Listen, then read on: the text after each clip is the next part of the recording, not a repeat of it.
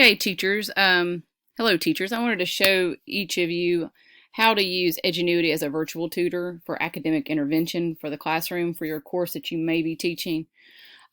This is a virtual tutor that comes with components and modules. So let's say you have a ninth grader that's having an issue with fractions or another module. You can actually prescribe them a module to learn and to work through, and all the tests and all the components and modules are prescriptive, meaning they'll take a test and then the program will build the lessons around what they need to learn. So the first thing we need to do is we have to log in through a Clever account, and all students have a Clever account through your Gmail as well as a teacher. So I'm going to type in clever.com/in/PCSSTN. In case you can't see that, that is what that is. Also, that's that URL. Also, if you will download the Clever extension on your Chrome browser, you can see that it'll take you right to your Clever account. So you can either click on either one, you can add that extension, or type this in, and it both will take you to this page. It will recognize that we're with Putnam County School, and we're going to come down here at the bottom, and here's an app that we can access through our Clever. So we're going to click on Edgenuity. And I'm already logged in. It logs you in through Clever. And what I'm going to show you are some of the courses, just kind of give you an idea before we jump in here. So I'm going to just go to courses, and I'm going to type in VT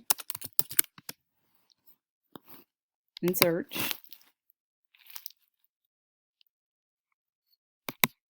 Excuse me, VT, up here, sorry.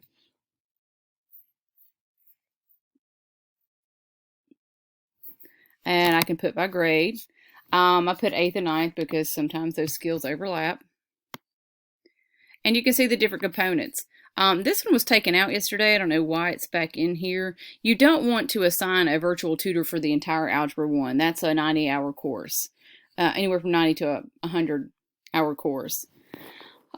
This right here is a component. We talk about fractions, equations, and so forth, reason. This would be something that if you knew that the student was having trouble with one of these sections, this is what you assign to them.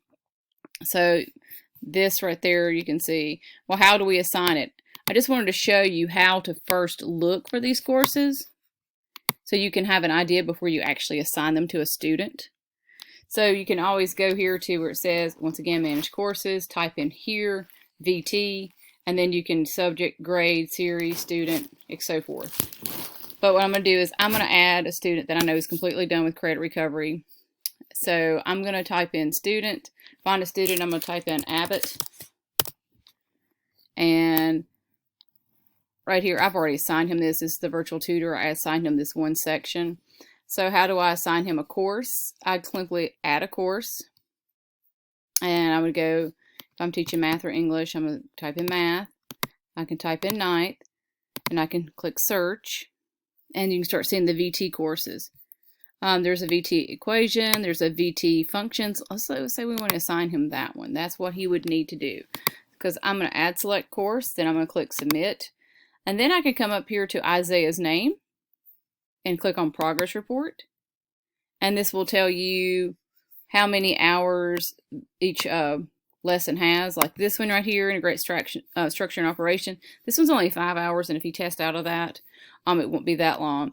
This one's a little lengthier, so this is something to keep in mind. It does have prescriptive testing, and hopefully they'll do well enough that he can actually test out. This was right here, it's got 14 quizzes and 61 assignments. And right here, this one's got 6. This is more like what you're going to look for. If you want to see how he's doing any time, you simply search for the name, and then you can, after you click on his name, you can click progress report. If you want to see a session log, you can actually see when he logs in. If you have several students on here, if you want to see if they're actually working, you can actually go to attendance log. And I have mine by groups. I don't know if you're going to need it by groups because of how few y'all may have. Manage current sessions. This tells me right now I have 4 of my students are actually online and working. So that's good.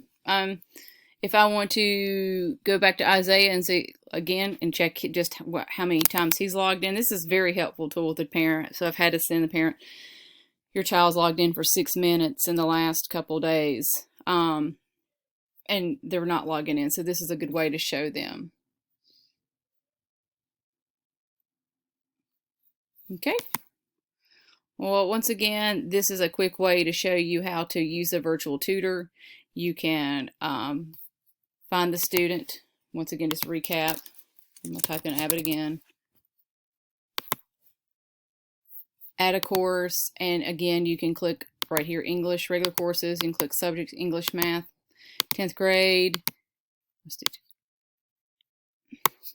fine. Search, and look for the VT courses and the VT components. I would say they needed help with writing, or they needed help with other components. You would probably be able to find that right here, reading informational text, reading literature, and so forth. Simply click on that, add selected course, and you can choose how to average this in with your existing class. What we're trying to do is keep the kids out of credit recovery, because we're not able to do the academic intervention right now because we're not in school, and it's kind of hard to get some students motivated. So we're hoping this will help with the virtual tutor and help bring a grade up, or can serve as a grade for you with actual videos showing the student how to do the work, and again, assessing what they need to learn. If you need any help, please reach out to me. I am available at any time. So once again, this is how we use the virtual tutor. I hope this helps.